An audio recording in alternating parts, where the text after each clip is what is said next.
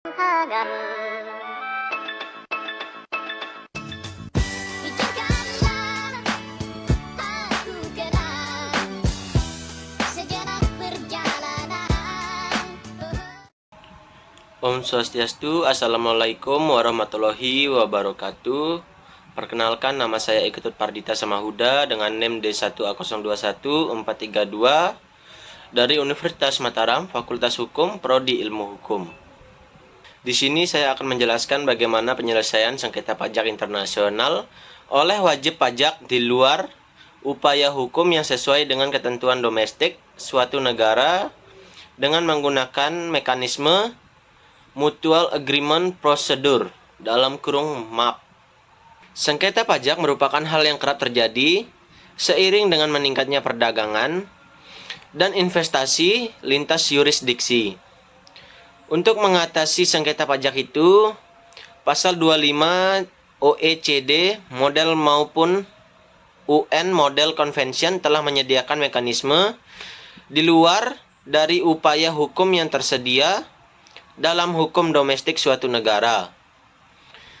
Mekanisme ini hanya dapat dilakukan oleh otoritas pajak suatu negara dan negara mitra yang terikat dalam Perjanjian Penghindaran Pajak Berganda atau P3B. Mutual Agreement Procedure atau MAP. Lantas, apa itu MAP dan bagaimana ketentuannya di Indonesia? Berdasarkan penjelasan dari Direktorat Perpajakan Internasional atau PI, Direktorat Jenderal Pajak atau DJP, MAP merupakan alternatif bagi wajib pajak untuk menyelesaikan sengketa yang menimbulkan pemajakan berganda atau apabila terdapat indikasi bahwa tindakan otoritas negara mitra yang menyebabkan pengenaan pajak yang tidak sesuai dengan P3B atau sengketa atau transfer pricing. Definisi lain, MAP adalah salah satu penyelesaian sengketa pajak. Selain proses keberatan dan banding ke pengadilan pajak, wajib pajak dapat memilih salah satu jalan penyelesaian atau bersama-sama. Sebagai contoh, setelah selesai pemeriksaan dan terbit surat ketetapan pajak (SKP) berupa surat ketetapan pajak kurang bayar atau SKPKB, wajib pajak mengajukan keberatan atas SKPKB sekaligus mengajukan MAP ke DJP. Namun, MAP tidak dimaksudkan untuk mencabut hak wajib pajak pada penyelesaian sengketa domestik. Selain itu, pengajuan MAP diajukan oleh subjek pajak kepada otoritas yang berwenang untuk menyelesaikan sengketa di negara tempat subjek pajak itu terdaftar sebagai subjek pajak dalam negeri. Pengajuan MAP harus dilakukan dalam kurun waktu 3 tahun sejak pemberitahuan pertama yang menghasilkan sengketa. Pada umumnya, ini dapat diartikan sebagai SKP atau Surat Pemberitahuan Hasil Pemeriksaan di Indonesia.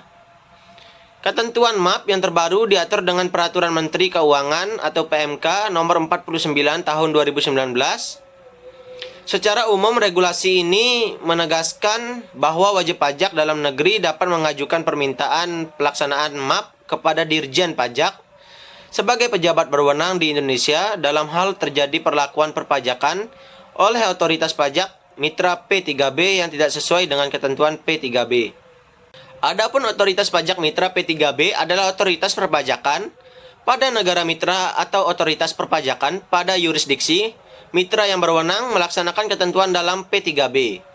Singkatnya, otoritas pajak di luar negeri, perlakuan perpajakan oleh otoritas pajak mitra P3B yang tidak sesuai dengan ketentuan P3B diantaranya yaitu ada pengenaan pajak oleh otoritas pajak mitra P3B yang mengakibatkan terjadinya pengenaan pajak berganda yang disebabkan oleh koreksi penentuan harga transfer, koreksi terkait keberadaan dan atau laba bentuk usaha tetap, yaitu koreksi objek pajak penghasilan lainnya.